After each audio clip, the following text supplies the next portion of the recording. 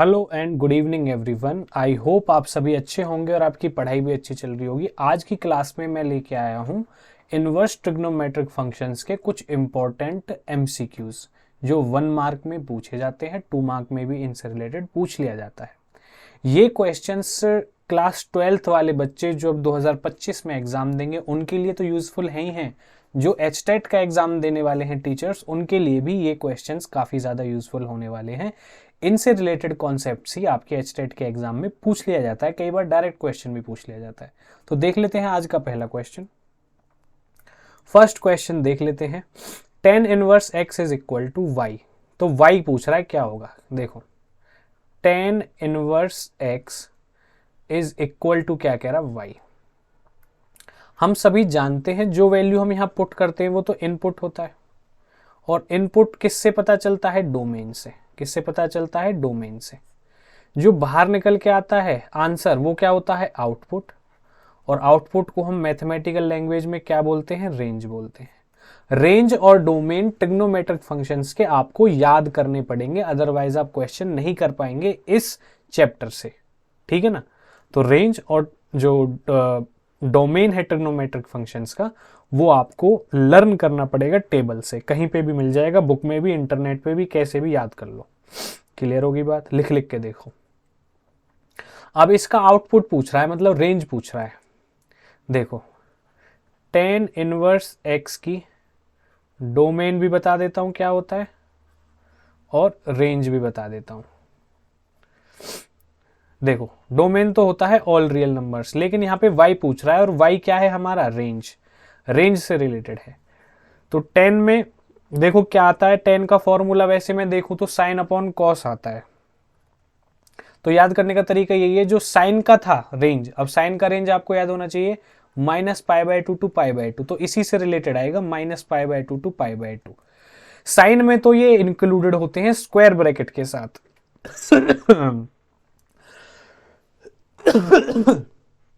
लेकिन देखो, जब 10 में लिखोगे तो कॉस नीचे आ गया डिनोमिनेटर में, तो आप ऐसे याद रखें कि डिनोमिनेटर में जीरो नहीं बनाना। तो कॉस की वैल्यू जीरो कहां पे होती है, π/2 पे होती है। तो अब की बार हम π/2 को इंक्लूड नहीं करेंगे, बस इतना काम है। तो यही हमारा आंसर हो जाएगा, π/2 को इंक्लूड नहीं करना। इसको अदर फॉर्म में मैं कैसे लिख सकता हूं, दूसरी फॉर्म में लिखने का तरीका क्या होता है कि भाई -π/2 से तो ग्रेटर देन है, बट जो y है ये लेस देन है π/2 से। ऑप्शन सी आपका करेक्ट आंसर हो जाएगा। क्लियर होगी बात, चलते हैं अगले क्वेश्चन पर।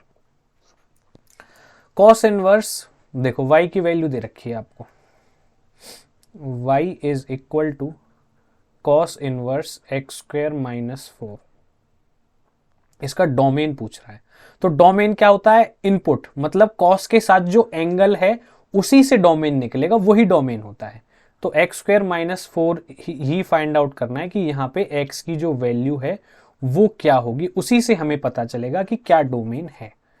अब देखो, कॉस इनवर्स है, कॉस इनवर्स का जो डोमेन होता है कहां से कहां तक होता है, -1 to 1 होता है, -1 और 1 भी इंक्लूडेड होते हैं। जानकारी के लिए बता दूं, साइन इनवर्स x का भी जो होता है आपका डोमेन -1 to 1 होता है। तो कॉस की बात कर रहे हैं, तो देखो x² - 4 जो है -1 से greater, equal to, but less than 1 होगा। क्लियर होगी बात समझ में। -1 to 1 को मैं ऐसे लिख सकता हूं, -1 से बड़ा, 1 से छोटा। क्लियर होगी बात। अब मुझे x की वैल्यू निकालनी है, तो मैं 4 को गायब करूंगा। 4 को गायब कैसे करते हैं, 4 को गायब करने के बहुत तरीके हैं। सब जगह +4 कर दो, सब जगह +4 कर दो। Okay report. तो ये कितना आ जाएगा, 3, 4 - 1 3, ये x², ये 5। क्लियर होगी बात। अब यहां पे दो केस बन जाते हैं हमारे पास। दो केस कौन से, कि भाई x की वैल्यू greater than equal to 3 x² की, और दूसरी x² की वैल्यू लेस देन 5। दो चीजें हो गई, सॉल्व कर लेते हैं। अब देखो, जब स्क्वायर वाली चीज आए ना, स्क्वायर रूट नहीं लगाना है, स्क्वायर रूट नहीं लगाना है, नहीं लगाना है, नहीं लगाना है। ऐसी सिचुएशन में 3 को इधर लेके आना है। तो x² - 3 greater than equal to 0। अब इसको मैं ऐसे भी लिख सकता हूं, x² - √3 का square. Greater than equal to 0, ठीक है। और इसको आगे भी सॉल्व कर देते हैं। A square minus B square का फॉर्मूला बन गया, तो ये क्या हो जाएगा, X minus √3 X plus √3। Okay की report, greater than equal to 0 हो गया ना ये वाला काम भी। ये मैं हटा ही देता हूँ, ग्रेटर देन इक्वल टू 0, ये भी हटा ही देता हूँ, अच्छे से लिखता हूँ, ग्रेटर देन इक्वल टू 0, ये काम हो गया आपका।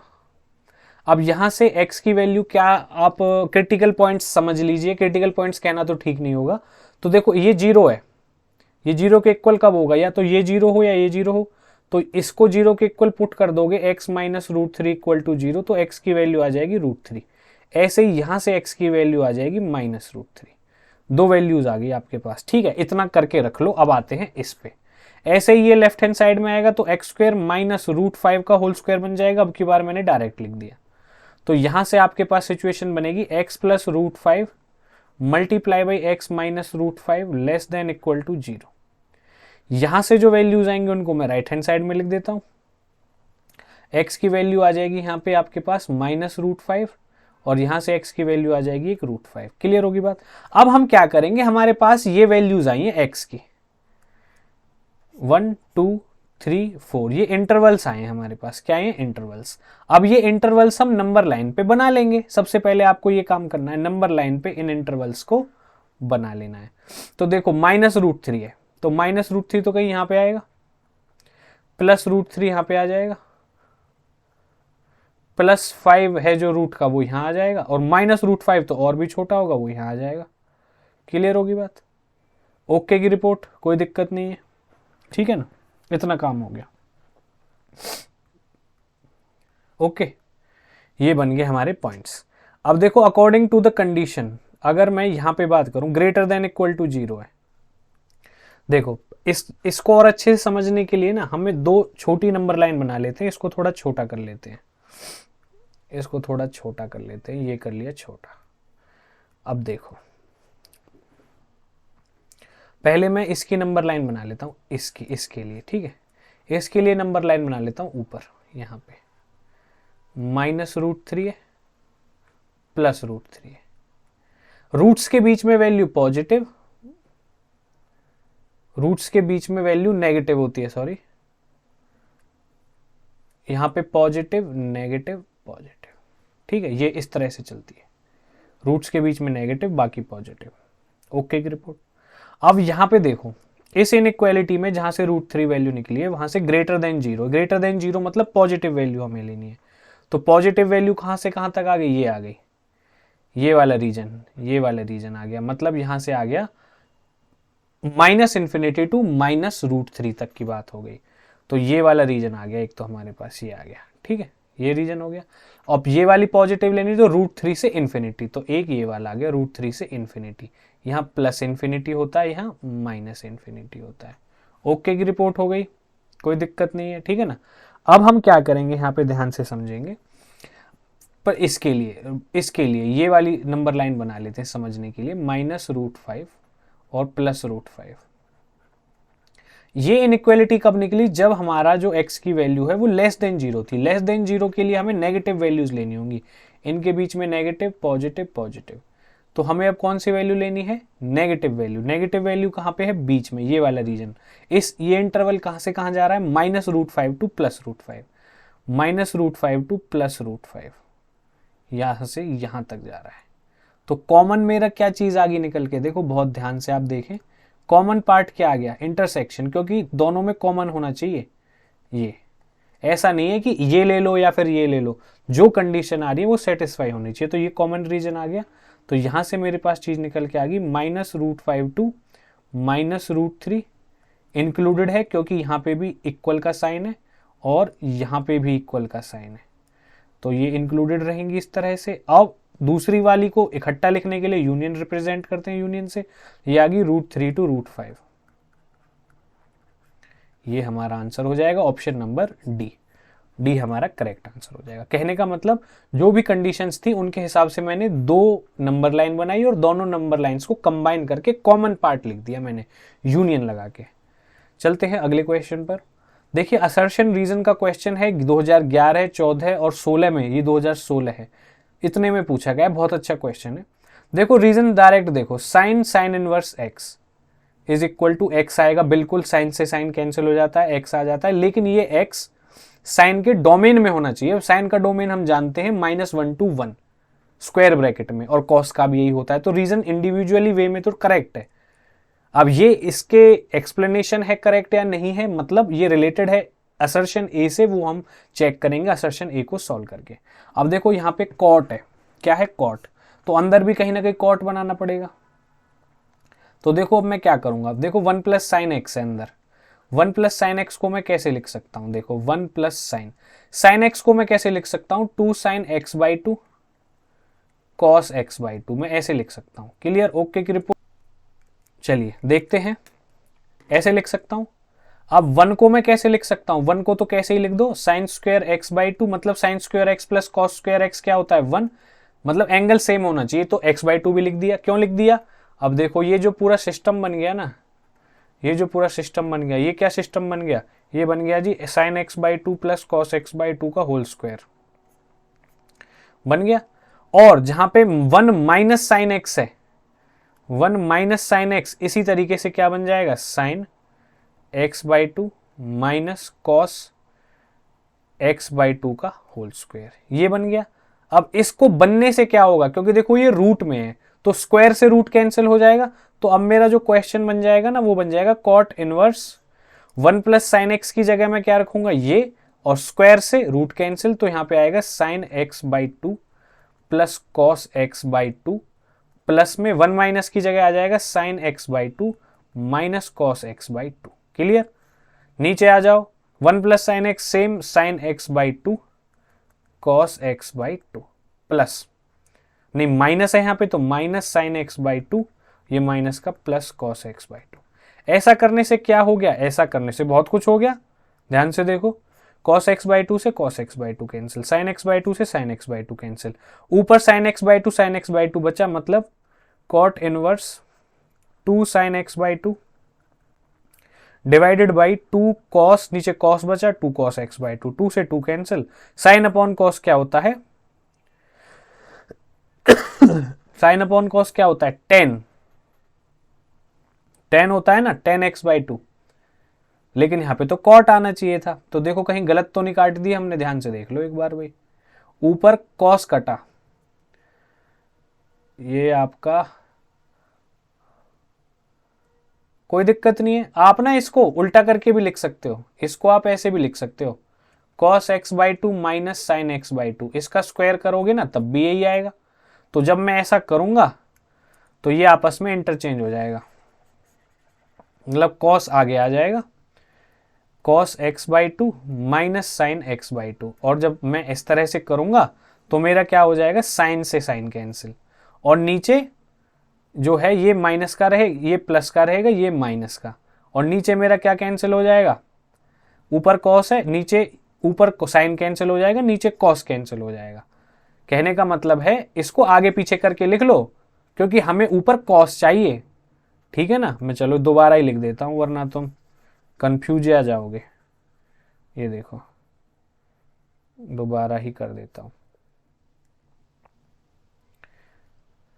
ओके ऐसा हो गया। अब कॉट इनवर्स अंदर क्या आ जाएगा, ये आ जाएगा साइन एक्स बाई 2 प्लस cos x by 2 minus sine x by 2 प्लस कॉस एक्स बाई 2, नीचे sine x by 2 cos x by 2 minus cos x by 2 sine x by 2। Okay, अब साइन से साइन कैंसिल, कॉस से cos cancel, तो ऊपर आ गया cot inverse में 2 cos x by 2 और नीचे 2 साइन एक्स बाई 2, 2 से 2 cancel, cos upon sine, cot inverse cot X by 2, cot से cot cancel, X by 2, X by 2 ही आ रहा है, मतलब असर्शन भी ठीक है, असर्शन भी बिल्कुल ठीक है, कोई दिक्कत नहीं है। लेकिन क्या इस रीजन, मतलब जो साइन की प्रॉपर्टी दे रखी है रीजन में, इसका यूज हुआ मेरा असर्शन में? नहीं। तो कहने का मतलब A and R A true R true but R is not the correct explanation of A. Option number B आपका करेक्ट आंसर हो जाएगा। चलते हैं अगले क्वेश्चन पर। अगर अच्छी लग रही है वीडियो तो प्लीज लाइक कर दे, चैनल को सब्सक्राइब कर ले।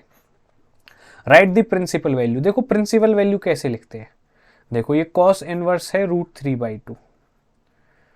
ओके की रिपोर्ट, हाँ जी बिल्कुल, प्लस फिर है कॉस इनवर्स -1/2। क्लियर। अब देखो अंदर कॉस बनाना है तभी तो इनवर्स कैंसिल होगा, तो कॉस की वैल्यू √3/2 कब होती है, 30 पे होती है। 30 को मैं पाई की फॉर्म में कैसे लिख सकता हूं, π/6, मतलब इसको मैं cos π/6 लिख सकता हूं, अंदर वाली चीज को cos π/6 लिख सकता हूं, क्योंकि cos π/6 की वैल्यू √3/2 आ जाती। चलते हैं आगे। अब देखो जब cos के अंदर नेगेटिव आपके पास मिलता है आपको एंगल, तो देखो क्या कैसे लिख सकते हैं, cos इनवर्स -x है, इसको पॉजिटिव बनाना है या फिर बाहर निकालना है, कैसे निकालेंगे, pi minus cos inverse x, ये फॉर्मूला होता है। ये क्या होता है, फॉर्मूला। ये सेम फॉर्मूला मैं यहां पे लगाऊंगा, पाई माइनस cos इनवर्स, अब जो माइनस था ये बन गया 1/2, कोई दिक्कत वाली बात नहीं है। cos से cos कैंसिल, π/6। देखो ऐसा कैंसिल करने के लिए cos के साथ जो वैल्यू है ये इसके डोमेन में, ये इसकी रेंज में होनी चाहिए। किस में होनी चाहिए, रेंज। अब हम जानते हैं कि cos की जो रेंज होती है वो होती है 0 to π, तो π/6 0 और पाई के बीच में ही है, इसीलिए हम cos को कैंसिल कर पा रहे हैं। लेकिन अगर ये वैल्यू कुछ ये इस तरह होती है 2π, तब हम इसको कैंसिल नहीं कर पाते, क्योंकि cos की रेंज में ये वैल्यू ही नहीं है, तो हम इसको कैंसिल ही नहीं कर सकते, फिर वो गलत हो जाएगा। क्लियर होगी बात। प्लीज बातों को ध्यान से सुने, ये आपको बहुत ज्यादा हेल्प करने वाली है, वरना आप गलती कर दोगे। तो π/6 हो गया, यहाँ पे पाई, ये तो पाई है नॉर्मल। अब ये देखो 1/2 कब होता है, 1/2 कब होता है, ये होता है आपका 60 पे, और 60 को कैसे लिखेंगे, π/6, π/3, तो ये हो जाएगा आपका pi minus cos inverse cos π/3। cos से cos कैंसिल, π/3 रेंज में है, 0 to π के बीच में है, तो ये हो जाएगा आपका पाई + 6 + π/1 लिख सकता हूं, माइनस में π/3। इसको सॉल्व कर लेते हैं, 6 पाई + 6π - 2π, 7 पाई में से 2π गया तो 5π/6 आपका क्या हो जाएगा, आंसर हो जाएगा। समझ में आए तो प्लीज वीडियो को लाइक करें। CBSE 2023 का क्वेश्चन है, इसी तरह से आपको क्वेश्चंस को सॉल्व करना है। ये HTET में भी आते हैं इस टाइप के क्वेश्चन, प्रिंसिपल वैल्यू पे। चलते हैं अगले क्वेश्चन पर, बहुत ध्यान से देखेंगे। इसमें प्रूव करना है लेफ्ट हैंड साइड को राइट हैंड साइड के इक्वल। लेफ्ट हैंड साइड में क्या है, 3 sin inverse x, right hand side में क्या है, sin inverse 3x - 4x cube.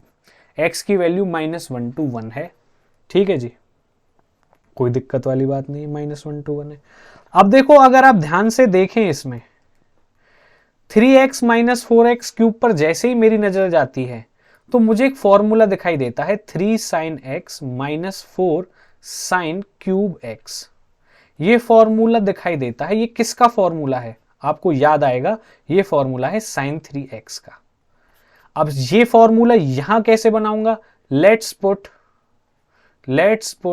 x is equal to sin x, x को sin x पुट कर लो, या sin थीटा पुट कर लो, कोई दिक्कत नहीं है। कैसे दिक्कत ले रहे हो, x से कंफ्यूजन हो रही तो sin थीटा पुट कर लो। तो मैं अब इसकी राइट हैंड साइड को पकड़ लेता हूं, let's take right hand side, तो ये हो जाएगा sin inverse 3 sin theta - 4 sin cube theta, ये बन गया। अब ये किसका फॉर्मूला होता है भाई साहब, ये फॉर्मूला होता है आपका sin 3 थीटा का। क्लियर, sin से sin कैंसिल, ये क्या हो गया 3 थीटा, क्या बन गया 3 थीटा। क्लियर होगी बात, sin 3 थीटा बन गया ना, ओके की रिपोर्ट। अब 3 थीटा बना राइट हैंड साइड में। अब थीटा की वैल्यू क्या थी, sin इनवर्स x। अब थीटा की वैल्यू मैं यहां से निकालू, यहां से थीटा की वैल्यू क्या बन जाएगी, sin इनवर्स x। तो 3 थीटा को मैं क्या लिख सकता हूं, 3 sin inverse x, which is equal to the left hand side. ध्यान से देख लीजिए, क्वेश्चन खत्म। ये देखो बन रही लेफ्ट हैंड साइड। तो इस तरीके से यहाँ पे ये फॉर्मूला काफी ज्यादा इंपॉर्टेंट हो जाएगा। तो आज की क्लास को इतना ही रखते हैं। आई होप आपने क्लास को एंजॉय किया होगा। नेक्स्ट वीडियो भी आएगी कल ट्रिग्नोमेट्रिक फंक्शंस के ऊपर, और एक वीडियो HTET के ऊपर भी आएगी। तो चलिए मिलते हैं आपसे अगली वीडियो में, तब तक के लिए take care and bye bye. And yes, please like the video, इसी से हमें मोटिवेशन मिलता है हमारी यूट्यूब जर्नी में हमें आगे बढ़ने का। Take care and bye bye.